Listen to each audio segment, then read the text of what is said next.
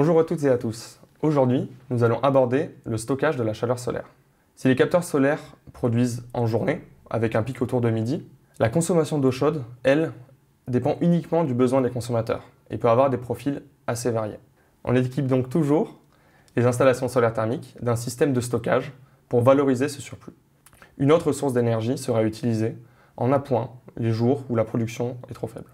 Le stockage prend la forme d'un ou plusieurs ballons allant de 200 à quelques milliers de litres en fonction de l'application et de l'installation solaire. Ils sont généralement dimensionnés pour stocker l'énergie nécessaire à une ou deux journées de consommation.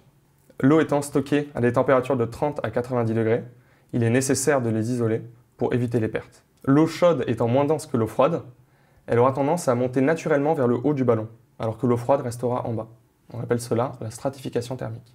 L'eau contenue dans le réservoir de stockage n'est jamais en contact direct avec le fluide des capteurs. Le transfert de chaleur se fait à travers un échangeur, qui peut être interne, un serpentin à l'intérieur du ballon, ou externe, souvent un échangeur à plaques.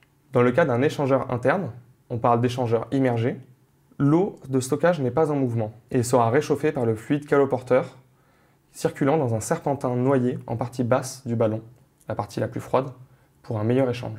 Dans l'autre cas, il y aura 4 liaisons au niveau de l'échangeur. L'aller et le retour du fluide du circuit capteur, que l'on appellera circuit primaire. L'aller et le retour du fluide de stockage, appelé circuit secondaire. Les fluides circulent toujours à contresens dans l'échangeur. Le fluide froid est réchauffé par le fluide chaud, par le transfert dans l'échangeur métallique. Il faudra installer un circulateur en plus sur le circuit secondaire pour permettre la circulation du fluide de stockage vers l'échangeur. Une fois cette eau stockée, elle peut être envoyée vers le système d'eau chaude sanitaire pour être consommée si sa température est suffisante. J'espère que cette vidéo vous aura fait comprendre comment et pourquoi on stocke de la chaleur dans les installations solaires. Si vous souhaitez en savoir plus sur le solaire thermique, je vous invite à aller voir une autre de nos vidéos. Merci et à bientôt.